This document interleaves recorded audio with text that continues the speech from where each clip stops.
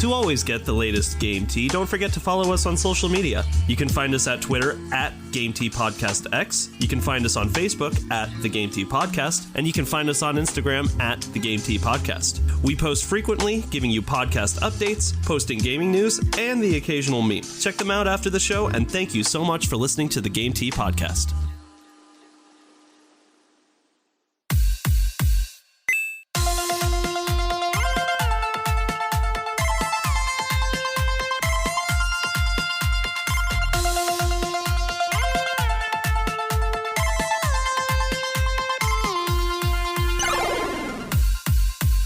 Hello, everybody, and welcome to another episode of the Game Tea Podcast. My name is JP. I'm Zach. And I'm Czar. All right, so I know we usually start every episode by picking on one another, but for once, if it's okay with you two, I've got a little bit of a feel-good story. How do you feel about feel-good stories? I feel good about feel-good stories. I have a family member. He's my uncle. He's been in my family forever. He's basically a third parent to me. I mean, he's just always been around. I love the guy to death. I love that guy. Yeah, Zach knows that guy. He's a great guy. Recently, his mother passed away.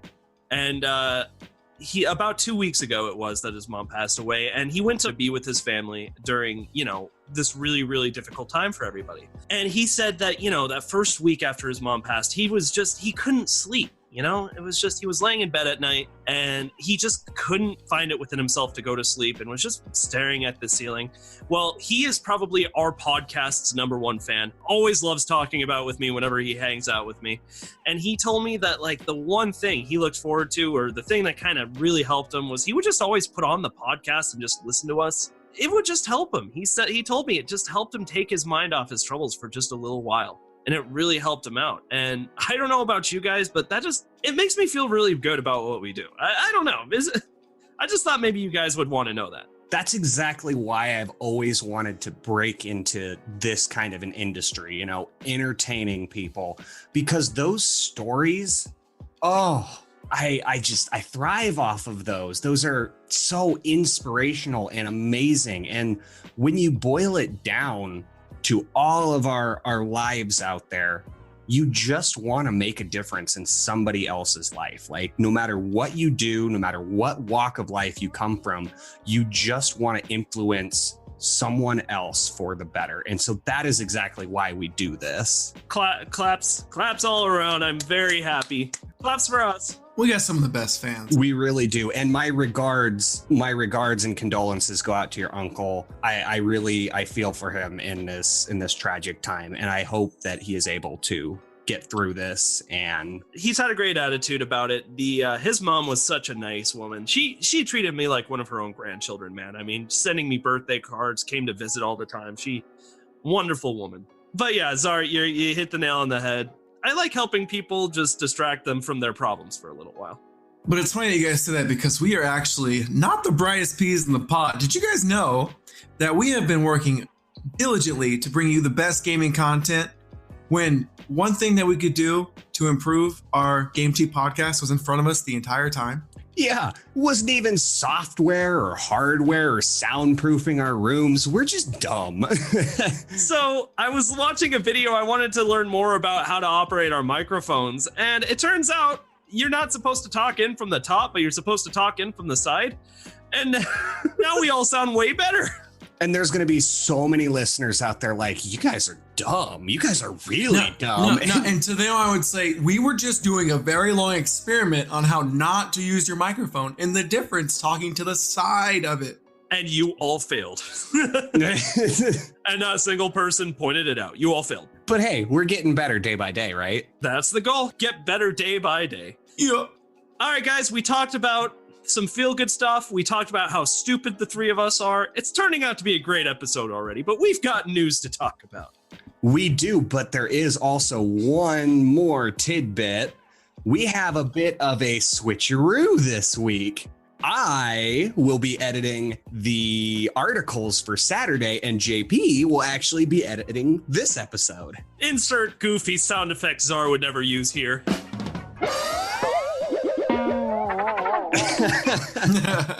Just I'm gonna find the weirdest stuff. It's gonna be funny.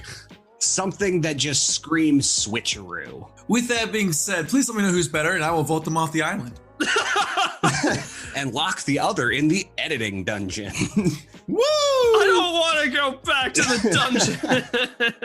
JP already assumes he's win. Do you like your editors cocky or not? So today on the podcast, we're talking about Nintendo leaks again, Cuphead, Animal Crossing, Kojima talking about horror, and then Rogan talks about video games. Apparently, he's a big deal. I didn't know that. Joe Rogan has the biggest podcast in the world. Apparently, everyone knew that but me, because I keep saying it. Everyone's like, "You stupid." I've never listened to him, but yeah, I definitely know the name. When you think podcast, you think Joe Rogan. And so that's why it's going to be interesting as we talk about some dumb things that he had to say about video games. But we're going to get to that. JP, whoa, spoilers. Has it been 2 weeks Everybody's seen the video. Article 1. It's a Nintendo guy, Zach. It's all you. I know my listeners are all vivid Nintendo fans, so to them I say Nintendo, Nintendo, Nintendo, Nintendo. We need to put that on a shirt. I think we get sued. I'm pretty sure we would. Guys, last week we talked about N64 and SNES games getting leaked, and I think there was even some DS stuff in there. This week we're talking about Wii things being leaked. Oh shit, they're moving up in years. This is also coming from Switcher by Jonathan Zara, same guy as last week. Guys, this is like a rabbit hole that just keeps going. So basically, people are trying to like source where this is all coming from because we are finding so much info on Nintendo. And Nintendo, you know they're mad. They got the Nintendo ninjas out in force looking for whatever fool is leaking all this stuff. Oh, whoever's in charge of this, Nintendo's gonna find them and throw them into the Waluigi chamber. You want to know why Waluigi's not in Smash? Because he's in the chamber too. Because he's in the chamber. So they're trying to find out who is leaking all this because what the hell? This guy's got like major dish on Nintendo. So the current suspect right now, according to Switcher GG, is Ryan Hernandez, aka Ryan Rocks 462. Kind of sounds like a 12-year-old AIM name, but hey, man, like power to you. You do you, man. I mean, mine was like almost Rodney Skater, so like, who am I to judge? Oh, I forgot about that. The guy who was arrested and pleaded guilty to federal crimes related to his computer hacking scheme. This guy's a genius. Like, I mean, like, yeah, he used his genius for bad, but like, he's a smart guy. Like, he broke into Microsoft at one point and was like leaking games out of nowhere because he got a guy's credentials and basically acted like he was him and then like took all the info and put it on his computer. And it's really interesting because he pretty much made them think that he worked there for like almost a year, maybe longer. I don't know. It was a long time. That's the long con. Mm-hmm. Okay, so we know we don't know who did it, but the real question is what was leaked and why should we care? So the big why we should care is because Nintendo doesn't tell us anything. Right now, there's so many people that are upset at Nintendo because they're not telling us anything about their future 2020 plans. We kind of talked about that on their Nintendo Direct. I say direct, sadly, because it was like directly and it was over. So what they found is interesting. They found a Nintendo employee's porn folder. Why would you keep that on a company computer? Yeah, first off, that guy's dumb. Do you think the folder was labeled homework? Waifu uncovered. That's what it was labeled. God, how deep does that game go? And it even has stuff like Nintendo's floor plan. Like, this guy's like broken. Like, he's got some pretty nitty gritty stuff that you wouldn't expect anyone to get out. And so he also has like some more relevant things as far as the video game thing goes. His early development pictures of a Wiimote and a Wii kiosk demo. So no juicy game links as of now, but just a lot of like, this is how the Wiimote was made.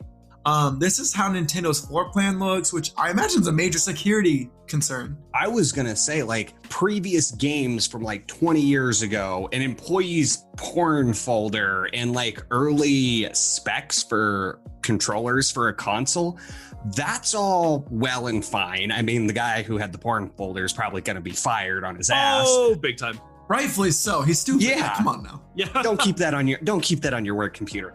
But leaking a floor plan to the headquarters, that is incredibly worrisome. That is terrifying. That is a major security breach. I I don't know. Here's what I don't understand about any of this. So Zach made the point that like we're trying to figure out what Nintendo's planning, and that might be a catalyst as to why people are diving into the data. None of what people have dug up so far has been relevant, like super important. It's just random stuff like the early prototype of the Wiimote, the startup disk code info, the Nintendo office floor plan. It's not really important data. Am I wrong? We'll have to see how this data gets used in the upcoming weeks, because like last time we talked about Nintendo leaks, I guarantee that all of those game IP leaks are going to be emulated. So that's going to boost the emulation crowd again and get those Nintendo titles back into ROMs. And then with this week's information, I don't know, maybe there's something about the motion capture technology that the Wii used that other consoles are gonna take point on and start implementing. And so now Nintendo is losing a lot of their company secrets on how they make the damn good stuff that they do. It's not a secret, it's infrared technology. It's like, I understand where you're coming from, but the Wiimote, you have to remember, at this point, is 14 years old. Yeah, I feel like if like Microsoft or Sony wanted that, they would have just taken it apart by now. Well, that's probably true. Sorry to cut you off, JP. No, you're fine. You're right. You're absolutely right. Early dev pictures, that's still a lot of company secrets, because that can tell you the early steps in Nintendo's process. And if you figure out those early steps, then you can predict what Nintendo's going to do next and how they do it. Like, okay, well, that's a better point. This is really dumb metaphor, but like you're baking this amazing dessert that only you and your descendant of many ancestors know, because apparently it's a very special cake. But the key is, and I know this makes absolutely zero difference, but you put the sugar in before the flour, otherwise the cake is ruined if you do it vice versa. Those kinds of simple early steps can really help define where this company is going. And I think that leak specifically can be detrimental to the company, even though it looks like such a minor thing. You never know with the butterfly effect. I didn't want to spend too much time on this because I do talk to him a lot. I mostly am kidding, but I guess I just want to say, like, keep an eye on this, because this is going to turn into something bigger.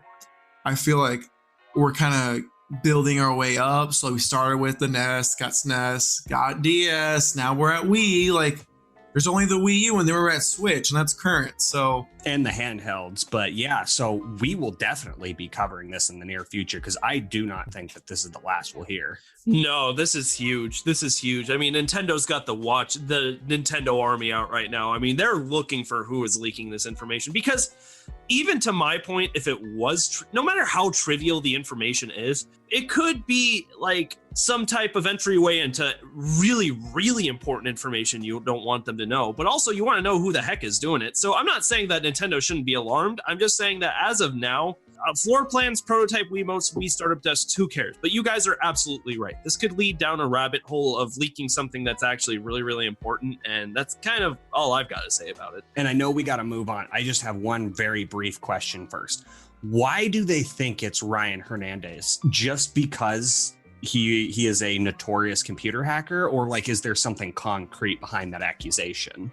Well, essentially what the article is saying is that he has pleaded guilty to federal crimes related to his computer hacking scheme, quote unquote. And I mean, like, if you click more on that, it's essentially at one point, and I don't know what he leaked, but he's been a leaker of huge information for big companies like Nintendo. And I feel like, honest to God, it's kind of a finger pointing game at this point. Like, Nintendo just they're so desperate to figure out what's going on that they're just kind of pointing their finger and hoping something sticks. Yeah, they're just going to the most likely candidate, it sounds like. And to be fair, it wasn't a bad pick, but I mean, like, who knows? Who knows? It sounds like they don't even know if it's true or not. They're just like, this guy! Looks like we'll have to have a future episode on it. What's next on the agenda, boys? This one's yours. Yeah. I was gonna say. Yeah. This one's mine. All right. So we have some big news. The critically acclaimed, hair-pulling outiest, funnest, cartooniest game that came out about 2 years ago, maybe 3 at this point, Cuphead is coming to the PlayStation 4. Do you guys know what Cuphead is? I've talked about it before, but do you understand the premise of the game? It's coming to the PS4? I thought it was already on the PS4. Cuphead's been making its rounds. Okay, so Cuphead started exclusively on the PC. This was a PC game. It was a Kickstarter, if I'm not mistaken, wasn't it? I don't know exactly what its origins pre being released to the PC was, but once it hit the PC, I mean, it was critically acclaimed. It's a run and gun shooter, like a side-scrolling run and gun shooter that was praised for its incredible art style. It's kind of like styled after like 1950s, 1960s animation with like real animation effects and like the way that the backgrounds and the characters are drawn. It's incredibly beautiful. But that is overshadowed by the fact that it is also one of the most challenging, hardest platformers that have come out in this generation. Oh my God, this game. Full disclosure, I did beat it. I beat Cuphead, but I almost lost my marbles. I'm pretty good. I'm pretty good at keeping my composure with video games. I beat Getting Over It with Bennett Foddy. You remember that PC game that came out years ago that made every YouTuber lose their goddamn mind? Oh yeah. I got through that. I beat that game without losing my cool. Cuphead is a whole different ball game. I lost my marbles a couple times. Yeah, you've got some inner zen that I could not even hope to replicate. Oh my God. This game started on the PC, got so popular that finally Microsoft just put it on the Xbox as well. So for a while, it was actually a Microsoft exclusive. And then it made its way onto the Nintendo Switch, like within the last couple of years. And now it's made its way onto the PlayStation 4. I think that's really cool news because, I mean, like we talk about exclusivity on this podcast a lot. Like, what do the exclusives mean for the games or for the game consoles? In my opinion, even though we can talk about it, it's not a bad thing to see these exclusives go to other consoles. Do you remember when the news came out that Horizon Zero Dawn was coming to PC, and that video came out of that PlayStation fanboy just wrecked his entire gaming setup and posted it on Twitter? Do you guys remember that? That was one of my favorite articles, was just watching him on repeat, just destroying his PlayStation and monitor. I think that's stupid because, yeah, you can say that these consoles have the exclusives. I do it all the time with PlayStation. If it makes its way to other consoles, all that means is that other people get to enjoy the game, in my opinion. And then you have more people you can talk about how great or how bad the game was. Is that so bad? It's not. And now, finally, one of the most critically acclaimed, hardest games that have come out of this decade, that is the epitome of what can happen with great art style and indie developers. It's coming to the PlayStation, and I'm excited. I'm very excited. Full disclosure, don't buy this game if you like having your things not broken. You can't handle it, man. If you like your drywall without a controller embedded in it, you must not get this game. If I had to make a scale with the most rage-inducing games I've played, from a 0 to a 10, Crash Bandicoot would be about a 7, and Cuphead would be a 10. It's bad. It's bad, guys. And that's pretty generous to Crash Bandicoot, because there's a lot of rage games out there. But no, Cuphead is the standard. It is the bar set for rage-inducing gaming. So yeah, that's pretty much all I have to say about that. If you're a PlayStation 4 guy and you've always wanted to see if the hype surrounding this game was true, here's your opportunity. It's finally out for the PlayStation 4. It is. Give it a shot. Well worth the $20, but good Lord, this game. And that's pretty much all I have to say about that. Get pumped. What are we talking about next, guys? Ooh, me again. All right, guys. Did you guys see there's a new update for Animal Crossing? I sure did. I did not. I don't own the game. Bitch. Well, listen, Czar. Why don't you own the game? Join some of the... I think it's almost at like 20 million already. All right, so we got another Animal Crossing update. Guys, these updates are awesome. Can I just say that? At first, I thought they were gonna be kind of lame. I'm like, we had the Bunny Day one. And I was like, okay, cool. It's like a little, I don't know, like a little costume. I was like, yeah, that's what the DLC is gonna be. That's kind of like meh. Then they included like an update to your museum. Then they included, what was it, Mayday, JP? Yep. And now they're including, so it was kind of a two-parter here. The first part was you got to swim, which I thought was what? Like you could just go underwater and dive for a completely new type of species? What's it called? Is it amphibians, JP? Because it's not fish. We already had fish. Well, not necessarily amphibians, because I mean, there were amphibians that you could already catch, just like deep sea creatures, really. I mean, and that's new to the series. You've never been able to swim before, right? Never.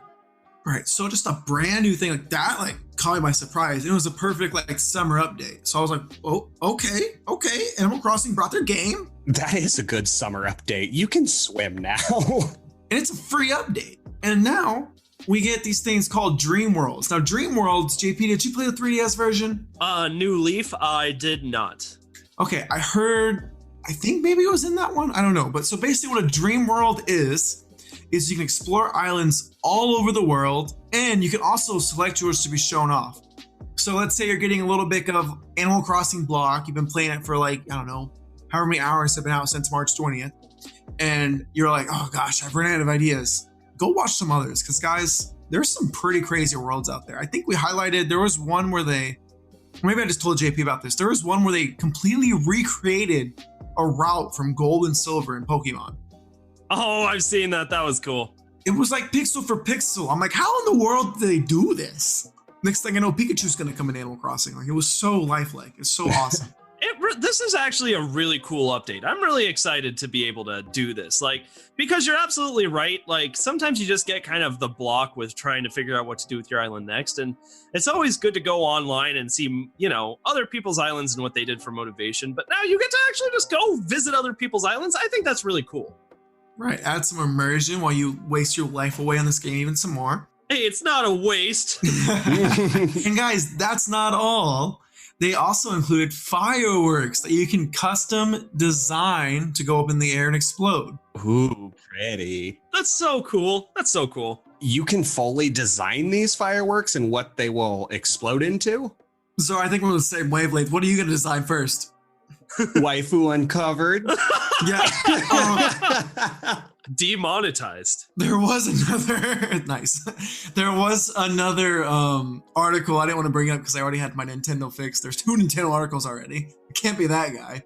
But basically, like, people who did this, they're already kind of getting banned for like drawing inappropriate pictures. God, yeah. Now that we're already having our episode where we've been nothing but silly, there's been a lot of inappropriate pictures being drawn. Nintendo's just in their office. Who could have predicted this? Well, it's really funny that we bring this up because quite a few episodes ago, we talked about how you could basically make your own floor plans and walls and like curtain designs and everything. And people were using it as protest in China. And so the game got banned in China. What did Nintendo think was going to happen when they gave players more free will for their creativity? This is why we can never have anything nice with Nintendo. Because people can't just be good. If we could just be good, they would trust us. Slapping the family-friendly brand on them. That's just a bullseye for the internet. Mm-hmm. Mm-hmm. Yeah, absolutely. We all saw this coming. All right. So with those updates being said, barring the controversial design fireworks, would you buy this game, Czar? I would not play it for a long time. I have no idea when I would get to it, but I am interested in it. I don't get too absorbed into life sims, essentially. This was my first life sim, Czar. I put 40 hours into it. I don't know what happened. I shaved, and then I woke up, and then I had a beard again. It was crazy, man.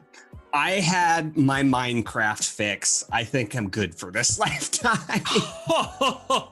50 hours. You've only put 50 hours into your island. I've put 200. Oh my God. So JP, are you going to come back?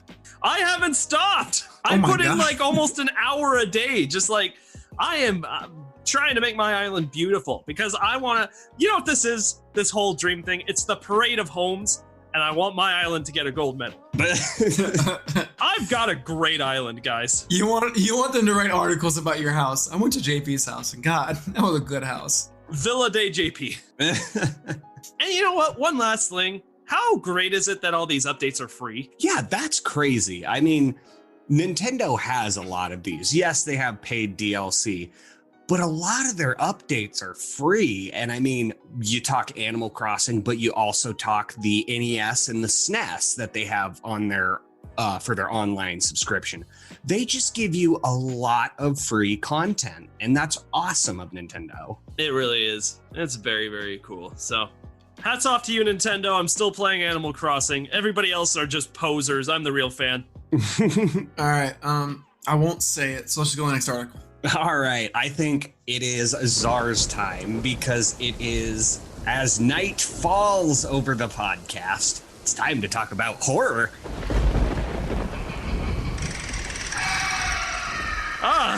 How'd the skeleton get in here?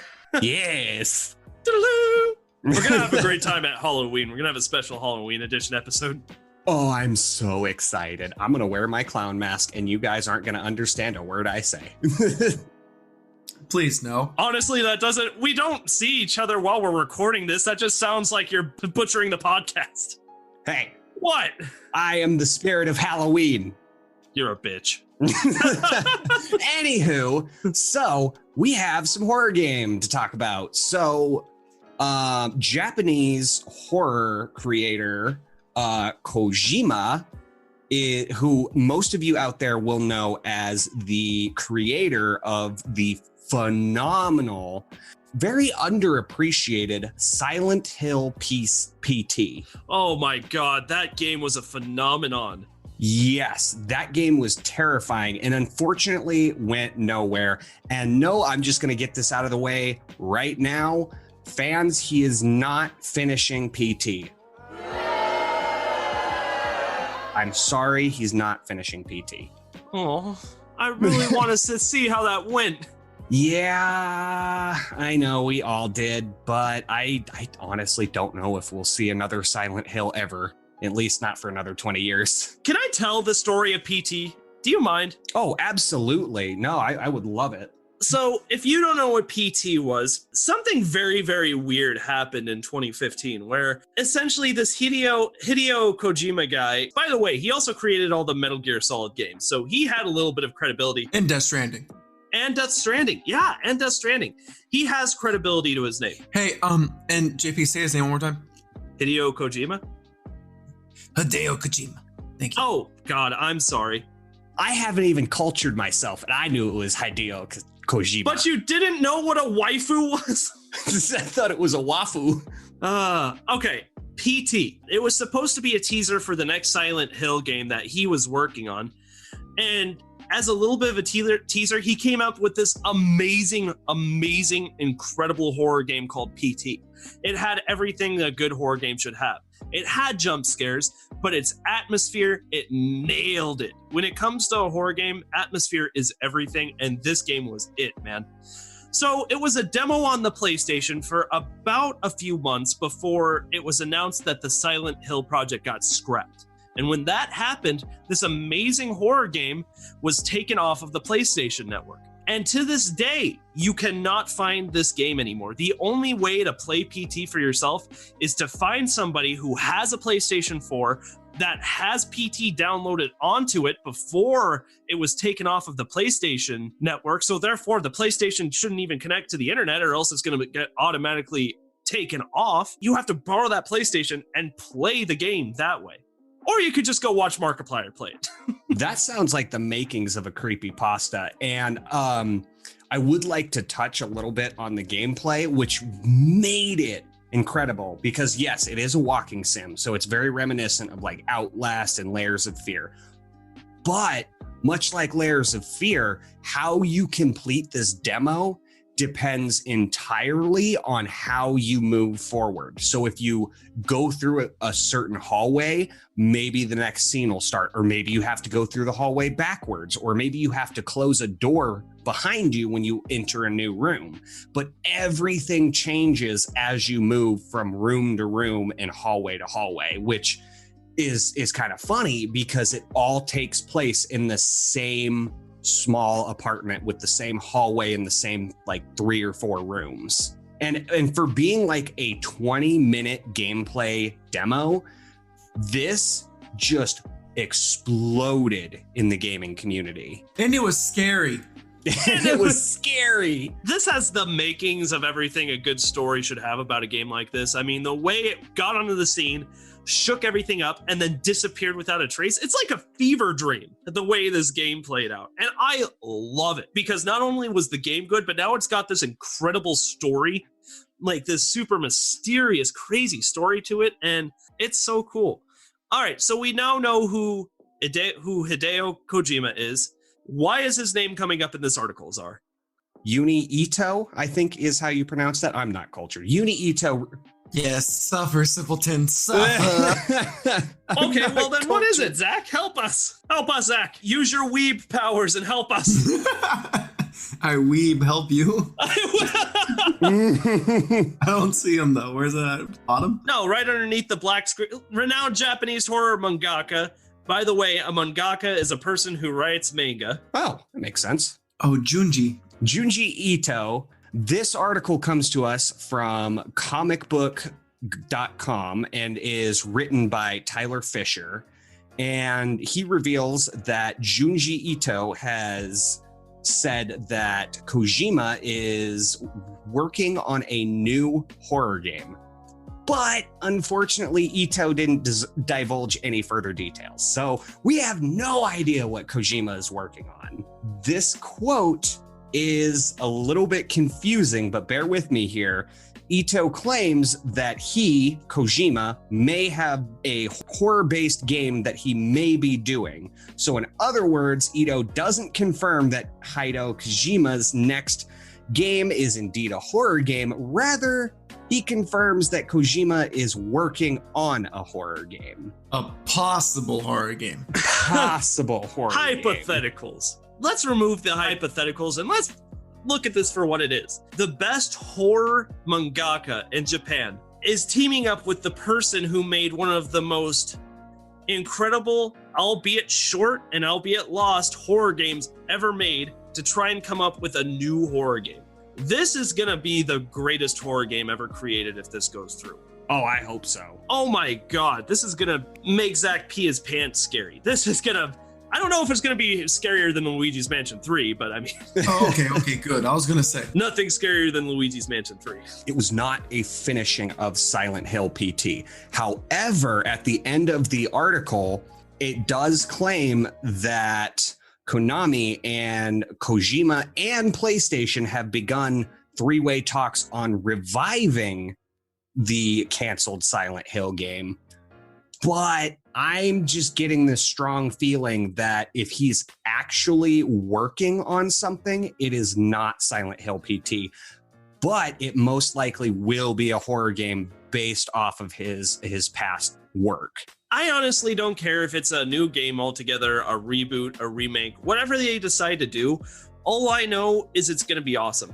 And it's going to be one of the best horror games ever created. Yeah, I would love to see Silent Hill PT finished or even a new Silent Hill game because I love the Silent Hill franchise. It just screams Czar. You don't say. Whatever this guy makes, I am going to eat up for dinner because it is going to be amazing. Amazing. What do you think, Zach? Are you getting your hands on this game? The hypothetical scary game? Yeah. If it's scarier than Luigi's Mansion, I may dabble. Nothing is scarier than Luigi's Mansion. Mario. Mario. As he swoops up from behind with a green shell. So normally that's pretty much it for our news articles of just a few. But JP's angry. JP's very angry. And I'm angry at one of the most popular podcasters in the entire world. Yeah, we're taking a big step here. Okay, now to be fair, everybody in the gaming community has been attacking him, so we're just a drop in the ocean at this point. Everybody is talking about Joe Rogan right now. That's fair. Now, this video has been out by the time we're talking about this. This video has been out for about a week. My blood has boiled. I've let it cool down, and now I can actually think rationally about what Joe's trying to say here. So now we're going to play the clip in question from Joe Rogan. It was an episode of his podcast that he released about a week ago. We want you to give it a listen carefully, because we really want you to understand where we're coming through on this. So real quick, let's have a listen. I found, I don't know if you agree with this, there were a ton of kids along the way growing up as I was building my business that would say, "Oh, I'm not into this. I'm not into that." Kind of like you described yourself. Yeah. And they don't do anything because they're Right. looking for that thing. And I would argue, do something. Do fucking something until you find that thing. Yeah, I've never been that kid though. I've always been into things. I always was into art, or I was into something. I always found things that I was interested in. Just none of them seemed like they were normal things that other people wanted to do for a living, like the path, like a career path. But I think that there's a lot of people that don't have any. There's no one. They're not modeling their life after someone that they see that they admire. Someone that's successful, someone that is doing something that they enjoy and love. Sometimes kids have to see that. Right. And if their parents are living a bullshit life and their neighbors are living a bullshit life and most of their family lives a bullshit life, they just fucking lay around, you know? Yep. And then they seek refuge in drugs or video games or something that stimulates them. And video games are a real problem. They're a real problem. You know why? Because they're fucking fun. Addictive. And you don't, yeah. Well, I have a real problem with them. And you do them, and they're real exciting, but you don't get anywhere. Right. It's like you could do like martial arts, right? You could learn jujitsu. You get obsessed by jujitsu, and then 3 years later, you're like an elite jujitsu athlete. You're entering in competitions. You're a purple belt. You're moving up. Yeah, you're doing well. Right. You're thinking like, I might be able to open my own school one day. You got confidence. Yeah, if I have 100 students and those 100 students are paying me X amount of dollars per month, I can make a living. Holy shit, I can have this would be amazing. And then you see your jujitsu school, and your jujitsu instructor has all these students and drives a Mercedes, and he's got a nice family, and like, that's the future. This way you're doing something exciting and fun, and you don't. Or you could just be playing fucking video games. 3 years later, you could be that same kid just playing video games, waiting for the next whatever the fuck game is, next Xbox game to come out, and you're gonna waste your time. You have children. I have children, and it's a big battle in the house. Yes. And my kids, I don't know if you're going through this, but my kids are now saying, "Well, Dad, this guy made all this money with this video game. That's real too. That's right? real too now. So like that's 1 in a billion, kid." Like, I don't know if it's 1 in a billion, but look, I heard the same argument about comedy. My own parents were like, "Do you know how few people make it as a comedian?" I was like, "Okay, does anybody make it? Somebody makes it, right? They figure out how to do it. They make a living. I'm going to do that. Yeah. Just stop. I know what I'm doing." I was real lucky that my parents were not around very much, so I didn't get much advice. So I figured it out myself. So there was no one telling me I couldn't do it. Got it. So Greenfields. I was like, I'm gonna find my way through this. And since no one's telling me it's impossible, no one's telling me I can't. Occasionally, I would hear someone say, "What are the odds?" I'm like, "Listen to this fucking loser." That's my thought. Was always like, that guy's a loser. Like, if you think like that, you're a loser. But there are kids that make a lot of fucking money playing video games. But the thing is, like, you have to be adaptable. You have to be able to play multiple video games, because the one video game that you get really good at, what are the odds that's going to be around 5 years from now? Right. Like, what's the big one now? Like Fortnite? Is that? Do they make money off of that? Yeah. Yeah. And then there's Call of Duty. They make money off that. What's the big money? StarCraft used to be the big one, right? That, League of Legends, Counter-Strike. Counter-Strike it's still the Half-Life mod? Yeah, variations of it have come out, but it's still basically the same exact game. They don't make money off Quake, though, right? Not really. Nah, really. No. One or two guys do, I think. Yeah, see, it's you got to pick the right game. You could be obsessed with the wrong game. What are you going to do? You're going to spend 5-10 hours a day in the house? You have to. Right. You would have to. I mean, let's just start tearing down what he's saying here one by one. And by the way, we don't even need help doing that, because this man has been getting obliterated on social media and on YouTube for what he's been saying. Yeah. It's insane. I've never seen a more disliked Joe Rogan video in my life. Without getting into our own personal opinions about what he said, the internet has been tearing him apart. I don't know where his career is going to go from here, but there's a lot of the internet who's really, really pissed at him. I mean, I'm sure maybe some people get mad, but Czar, you said it best, and Last of Us 2 sales even proved it. Like, controversy just leads to more views and all that good stuff. So let's be real, Czar, he's fine. I mean, all of us just coming up with our thoughts on this specific article, we each gave Joe like 25 to 30 views. And that's true, but like I said, Joe Rogan has the most popular podcast in the world. So coming for you, Joe. But I mean, that doesn't mean that there's nothing left to say about this, because by God, this man just said one of the dumbest things that I've ever heard another person say about video games. And full disclosure, I like Joe Rogan. You know, I think Joe Rogan's a really smart guy. I think he's super interesting. I think he's super good at what he does. I just think in this one case, he had a really, really bad take on something. Which is great for us because it leads to discussion, allows us to get to know our viewers better and see what you guys think.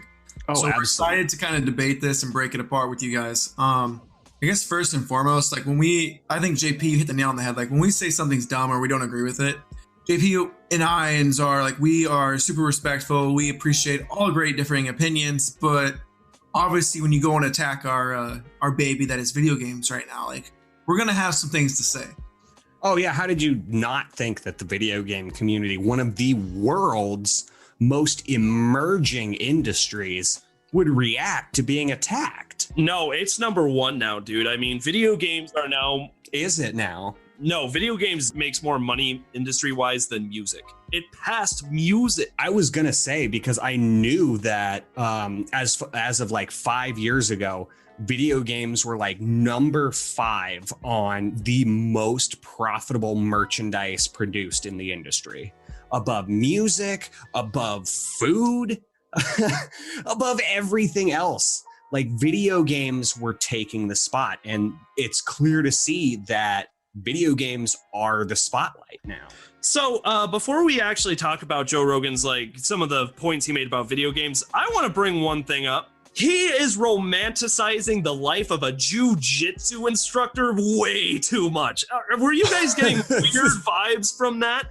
Who is that successful as? You could be a jiu-jitsu master in 3 years and own a school and drive a Mercedes. Like, what? And you have 100 students, and then they tell another student, and then you got another 100 students. That's way. And then you've got a hot wife and kids and this life you built from Okay, I looked this up because I was curious. The average wage of a jiu-jitsu instructor in the U.S. is $40,000 a year.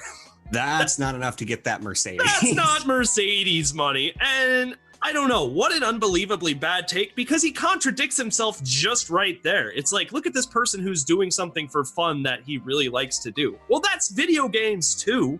I'm glad that you started off with this quote, because he also ends the whole jiu-jitsu spiel with, or you could be that same kid playing video games 3 fucking years later. And I use that verbatim.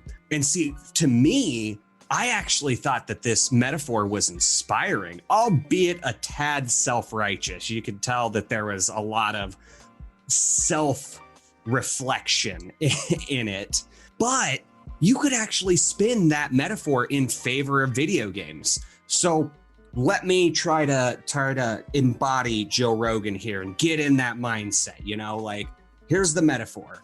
You play a lot of games, you realize you're good, and then you come up with a specific market. So, you know, let's say RuneScape stockbrokering. So the RuneScape is a game, I don't even really need to explain it. It's like World of Warcraft, but they have this thing called the Grand Exchange, where you can trade literally any item in the game for gold, another item, anything.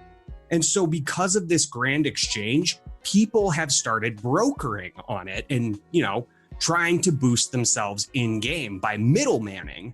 And so then you start middlemaning and you get a certain objects for players requesting that item, and then you charge them for real currency. Before you know it, you've got several hundred requests from players. So you hire employees to search and deliver for those specific items to give to those players. You start to make a living. Now, all of a sudden, you own your own business that profits off of video games. You get that Mercedes, you get that beautiful wife or husband or whatever. You get the dog and the white picket fence. I mean, when you think about it, 10 years ago, YouTubers weren't paid millions. Esports had not been limelighted, and GameFly would deliver games through the mail. I mean, what I'm trying to get at here is that video games are still, like I said, an emerging market. They may have taken the top profit margin, but they're still emerging and it's still evolving. So we haven't even seen a fraction of the ways people will be making money from video games. Any hopeful gamer could discover the next sensation like YouTubing or RuneScape eBay or even a gaming podcast. Shameless plug. Shameless plug. So, you know, ditch the content of the metaphor, and that meaning behind it can truly be inspiring for gamers. It's that mixed in with exactly what you said. The likelihood of you being a jujitsu, I can't even say it, jujitsu master and starting your own school, it's the same likelihood of becoming a YouTuber or an esports player or a podcaster or whatever for video games. Maybe even more easily through either of any of the gaming stuff, because the market is there for it. Nobody wants to take jujitsu classes, Joe. Get your head out of your butt. Are you joking? Yeah, that was the worst possible metaphor you could come up with. Zach, are we wrong? I love your guys' points on he's romanticizing jujitsu. Like, why? I totally agree with you guys that. And I think it's kind of funny that he's crapping on video games when he clearly doesn't know the market very well. And just what I think he's doing is trying to sway people away from video games as an addiction versus a pastime. That, or this guy has no idea what a hobby is. He says that video games lead you nowhere. Well, yeah, 99% of the time, fishing leads you nowhere. Drinking beer with your friends surely leads you nowhere. Who cares what you do with your hobbies in your free time? Like, why does everything I have to do have to be some kind of hustle or some kind of grind? Well, that's because he doesn't see it as a hobby. He's not thinking of video games in the term of, oh, it's now a hobby for kids. He's thinking of it as just something to do to waste time. Yeah, absolutely. And what do you do as a kid? Like, I mean, like, I was pretty spoiled as a kid. I'm not gonna lie. I got to play video games a lot. I still went to school. I still did extracurricular things, but I played a lot of video games. And I turned out fine. I'm a pretty productive adult. I don't have a Mercedes, but I also don't want a Mercedes. You're a teacher, for God's sakes. You're shaping our next generation. If that doesn't scream model citizen, I don't know what does. I think what really pissed me off about him, and it's just this current mindset that these people are so differently thinking than me, I guess is how I want to put it. They think that everyone should want a Mercedes or everyone should want to be some super rich person. No, I want to have a fun job that I look forward going to every day. I don't want to hustle at my jujitsu classes teaching some crappy thing, which I guess is kind of funny because you do teach as a jujitsu, but Zach gets it. I like to be able to go and hang out with my friends and play video games and silly things every now and then. Like, I don't know. He makes it sound like I need to grind my entire life to be successful, and it's like, no, you don't. You don't have to have a Mercedes to be successful. If you still think that you need money to have a good life, you're never going to be happy. Like, that's stupid, because there's always going to be guys, oh, you got a Mercedes? Actually, a Tesla's a really cool car. Oh, you got a Tesla? Well, I got a yacht. You know what I mean? Like, there's always this little rabbit wheel that these guys can make you think that you're missing out on something. And yeah, I'm not rich, so I probably can't tell you how great a yacht is, but still. Zach, that was a great rant. Yeah, no, that was right on the money, because yeah, he completely generalized what, modeled happiness is, that Mercedes, that beautiful life and everything. But you're right. I mean, you could have a much happier life sitting on your couch playing video games 3 fucking years later, and I quote, Absolutely, you need a quality of life. But I don't think he was talking about that at all. Like, you need to be able to have rent, and you need to eat food, and you need some good people in your life. Don't get me wrong, yeah. You need those things. But this guy's getting off the deep end where oh, you need a Mercedes, you need to have a hot wife, you need to be in your white picket fence. Why do I need a white picket fence? What if I want to live in I don't know, you guys see those van? Okay, now I'm just getting ranty. Live in a van down by the river. Cool. No. Let's take this direction more towards video games once more. Yeah, let me back that up. So I do have another good point from the beginning of this clip. And it's when Rogan says, and I quote, "Video games are a problem because they're fucking fun and they're fucking addicting." And now this is the quote that has been plastered all over social media, all over YouTube, all over everywhere, and why everyone's pissed at him. I'm still taking that middle ground here because I wouldn't go so far as saying that they are a problem, but he is also right in that they are fun and addicting and can become a problem. I've seen that firsthand. I lived with a guy who breathed and died by video games. Destiny was his game. I lost my friend to Destiny. This kid that I lived with, his video game addiction got so bad that his parents came up to me and my other roommate and asked us to stage an intervention for this kid. And so we did. It was the weirdest fucking thing in my life. I never want to go through another intervention. I never want to see somebody with this big of a problem anymore. The entire time we were intervening and like telling him how much we loved him and how much we supported him and how much we just were worried about him, he was playing a fucking game. He had his laptop open during the intervention and we tried to get him to close it and he said, "Oh, I'm not doing anything on it. I'm not doing anything on it." But he was playing fucking Civilization the entire time. So my point is here that yes, video games can become a problem, but they are not the problem in the industry. And I don't think Joe Rogan had any right to call an industry out like that. Here's where I think you're wrong. And I'm sorry, but here's what pisses me off about this whole thing. Joe Rogan, along with being the biggest podcast host in the world, is also a huge advocate for marijuana use.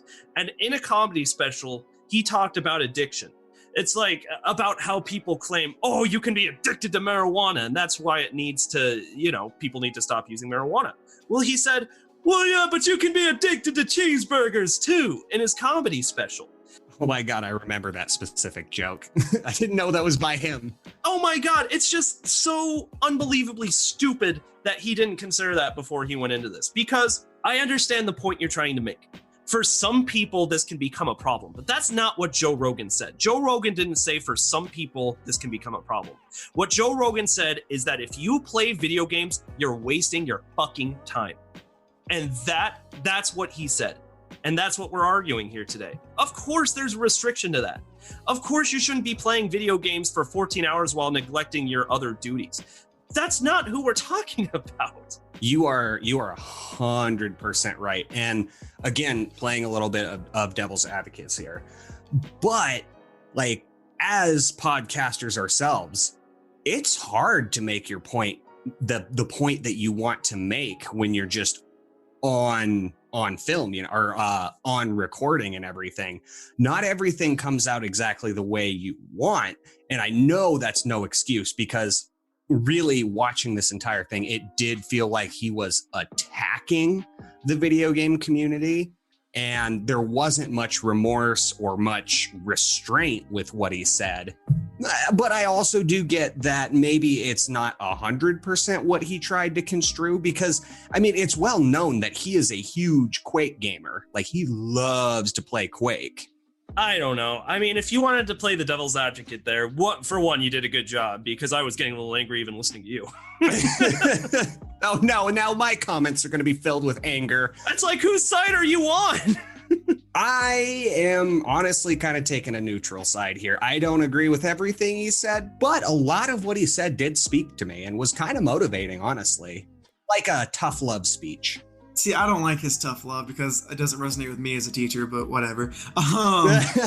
Parents are not good role models if they are not working their dream jobs. He said parents are working a bullshit job. They don't teach their kids nothing. My parents had to work like all the time. They were still great parents. I still turned out all right. I still graduated college, which for some reason, for some people, apparently that's success. That really pissed me off, because he's like attacking parents who, yeah, they have to work their asses off so their kids can be happy and do what the kids want to do. Some parents aren't selfish like that. I don't know. It felt like he was attacking like role models and parents because they weren't out there chasing all their dreams. They were busy providing dreams for their kids. I completely agree with you on that point. That's where I got like blood boiling. Like, yeah, I can understand video game addiction. I play World of Warcraft too much. I feel like I am kind of what he was getting at. I was like, yeah, I needed to break from World of Warcraft. And eventually I wised up, and some people don't wise up. So I get where they were getting at, but I think really what he was trying to articulate, and what I think Zara was really onto it, this is a battle with children. I think they both talk about having children. Does Joe have kids, or is it the Yeah, both of them had kids. And I think that's what they were getting at. They can't get their kids to stop playing video games, and I think they're worried about their futures. And it came off as him attacking video games, but he did it in such a way that he contradicted himself multiple times with the jujitsu examples. And he even talked about him being a comedian. And what are the chances of you being a famous comedian? I would wager that they are almost similar to that of being a professional streamer these days. I'd wager it's harder to be a comedian than a professional streamer, to be honest with you. Right. I was going to say, how many notable stand-up comedians can you list on your hand, and then take that to streamers? How many streamers can you list? Comedy is a dying industry, and I'm really glad you brought that up, because that was another point that Joe said, saying that, well, I was lucky because my parents weren't around, so I didn't have people telling me that you can't do this. My experience was the exact opposite. And this is why Joe Rogan speaks to me a lot, because yeah, my parents work, the late night jobs. Like, I barely saw my parents. I would honestly make my own food and make sure that everything was situated for school the next day on my own. Mostly they were there. And every time I tried to do something, whether that be how I got my start through stand-up comedy, hence why Joe Rogan spoke to me most.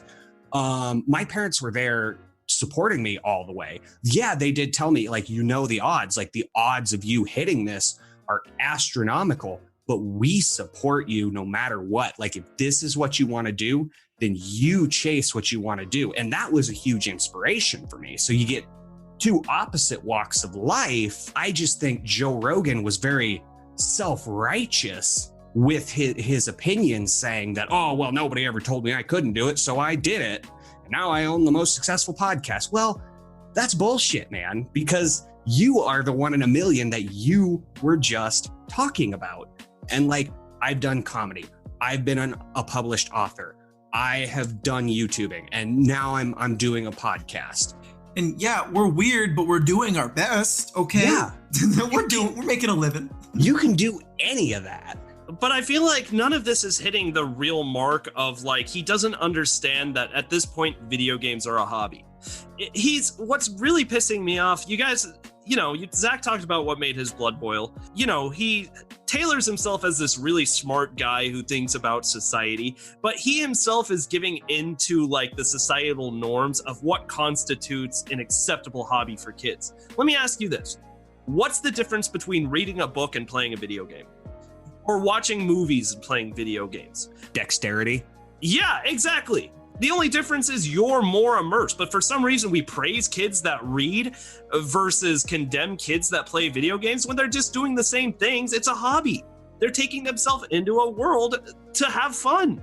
Congratulations, you turned a page. Or congratulations, you just solved a puzzle that not even me as an adult could figure out. The thing that makes me the most mad is, one, he's not critically thinking about this as a guy who claims to critically think about everything. But it's just like he's giving into the societal norms of what constitutes as an acceptable hobby for kids. So along with video games, as a personal story, I have two huge hobbies. My two hobbies is I love to play and talk about video games, but I'm also actually a musician. I play guitar, I play bass, I play ukulele, I play piano. I'm the bass player for a band. It's what I love to do. I love music. Dude, can you play ukulele at my wedding? I can totally play ukulele at your wedding. That's why I brought it up, to be honest. I was hoping you'd ask. Yes! When people ask me to tell them about myself, the first thing I always bring up is the fact that I'm a musician. Because if the first thing I bring up is the fact that I really like video games, it gives a negative connotation about myself, unfortunately. Ooh, yeah, I feel that all the time. But for some reason, it's like if I tell people I'm a musician, it's like, wow, this person really accomplished something. And my answer to that is, did I? Because according to Joe Rogan, it's like, oh, this kid plays guitar. He could start a music school. I don't want to start a music school. I play video games for the exact same reason I'm a musician, because it brings me the same kind of happiness. And I don't do it for other people. And that's the point that Joe Rogan isn't thinking about here. That's why I'm mad. I love how all three of us came away with some different things, but all three of us could rip his video apart. I do have one final point I want to make, and I was hoping for a segue, but I guess I'll just put it out there if that's all right. Yeah, what is it? So this is the final quote I wanted to talk about. Joe said that you have to be able to play multiple games well, or you have to pick the right game. And that, I mean, aside from all the bullshit that he spouted in this episode, I think that is the most true warning that he said, because he's absolutely right. For example, I love Alice Madness Returns. We've talked about that.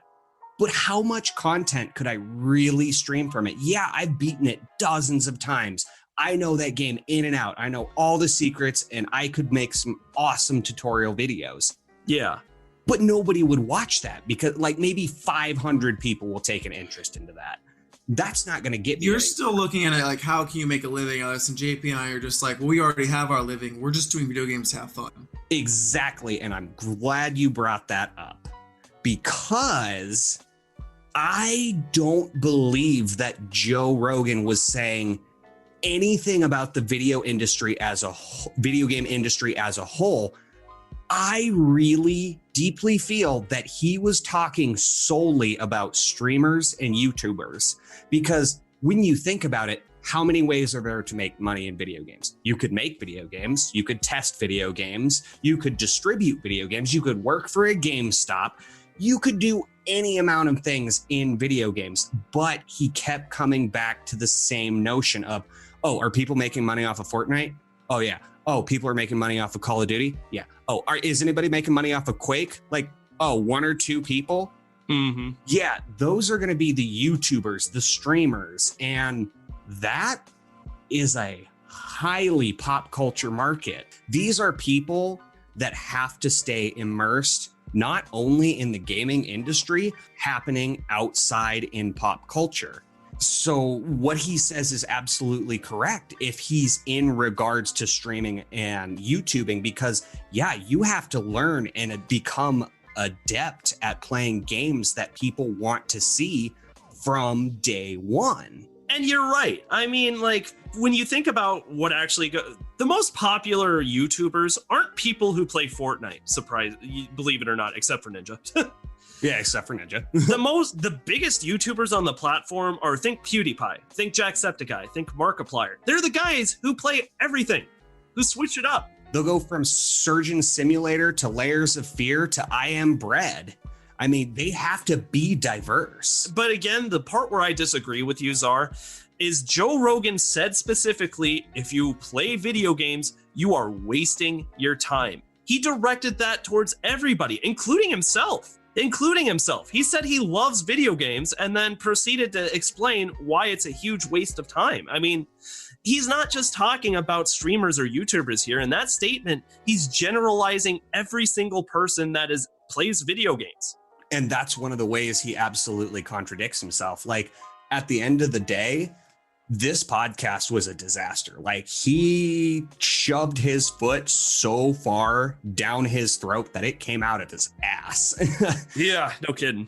It absolutely did. But I'm really glad we did this segment. And I know I was playing devil's advocate the entire time, and it sounded like I supported him. No, I hated this entire fucking episode. You know what's ironic about you playing devil's advocate is it really reminded me of the Joe Rogan podcast where he had Elon Musk on and they were smoking a joint together. And Elon was doing the same thing. And the whole time I'm like, this fucking guy. Yeah, I know I'm going to get a lot of hate for it. I truly don't think Joe Rogan was justified or correct in virtually anything he said. But after, again, like I said before, watching this YouTube video like over and over and over, I kind of started to understand where he was coming from.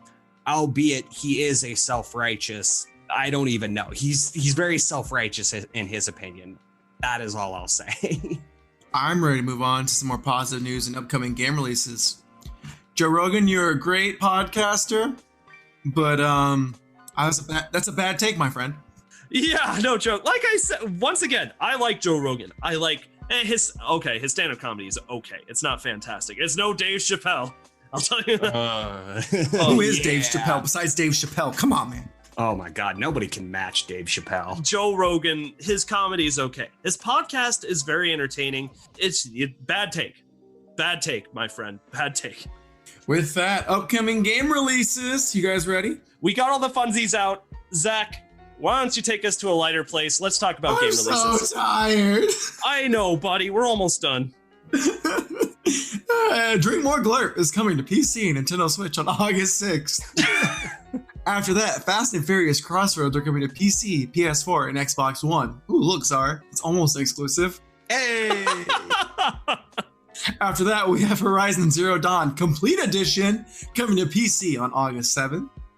Inertial Drift, I'm sure I said that wrong, is coming to PC, PS4, and Xbox One, and even the Nintendo Switch on August 7th. Nah, I took physics. You said inertial, right? Hell yeah. Is it wrong to try to pick up girls in a dungeon? What? What the hell? Is it compate, or is it like a European spelling? They add the extra E, just like the U after an O in Kalur. Is it wrong to try and pick up girls in a dungeon? That's a great sounding game. I'm getting more cultured when I do this podcast. Look at me. And then it's coming. Okay, so sorry. That's coming out in Europe on August 7th. In America, USA is getting on August 11th. And so with that being said, we're going to hype up one upcoming game. And I thought I'd give this game to JP. But first, this game is coming out on August 7th. It's coming to PS4 already. It's already on the PS4. Now it's coming to the PC.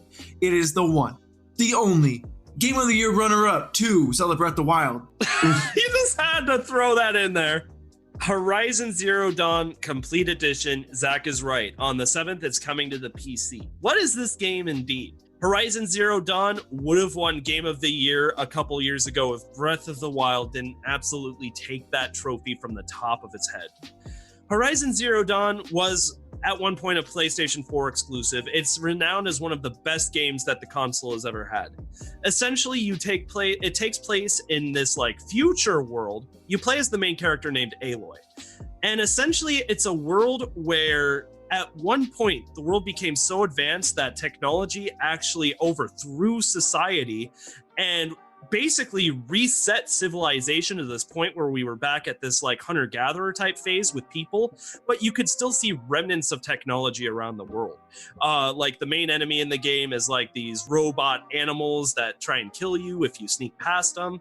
And essentially your role as Aloy is you just start to learn more about like these machines and like how they used to and how they rule the world and what the earth was like before these machines destroyed everything. Like you hear logs of people who used to live, you hear things like that, and it's absolutely incredible. So like Dinosaur Terminator. You know what? Yeah, why not? Cool. I'm probably gonna buy it. It's completely open world. There's a ton of great people to meet, cool sneaking mechanics, great combat mechanics, an amazing world, a beautiful world, and one of the best stories in gaming, if you ask me. Does it have a card game? No. If it doesn't have Caravan, it ain't shit. Well, geez, I'm sorry. Dude, I'll be honest, I'm gonna pick this up the second it goes on sale just because my backlog is huge. Keep on adding to that backlog. I mean, if you want to really, both of you just built your PCs. If you want a game that's really going to test the boundaries of what your computers can do, Horizon Zero Dawn is going to be it, dude. The beautiful world, the smooth, buttery gameplay and fighting mechanics. This is a very, very special game. You'll be able to pick it up very cheap compared to when it was released on the PS4. And obviously, one of the greatest games that came out of the PlayStation State of Play event, or the PlayStation Gaming event, just about a month and a half ago, was the huge announcement at the very end of the next Horizon Zero Dawn game. So if you kind of want to get into what's about to happen and make gaming history, this is your opportunity, boys. Horizon Zero Dawn Complete Edition coming out on the 7th. Well, I'm sold. Yeah. Yeah. All right. And that's pretty much it. I am tired, boys. What an episode of the podcast. We talked about a lot of things. JP got angry. I did. I did. I mean, I don't get angry very often. I'm usually squishy.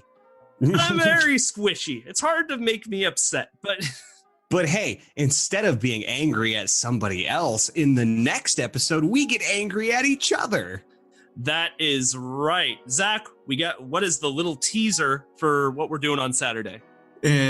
On Saturday, we are learning about the deep, dark secrets in everyone's collections.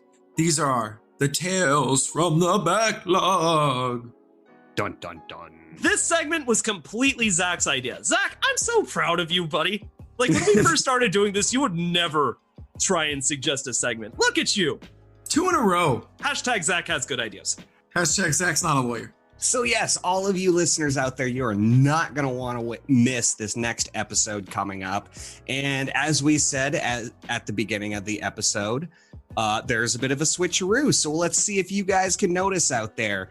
JP is going to be editing this current episode that you're listening to right now, and I will be editing the episode for Saturday.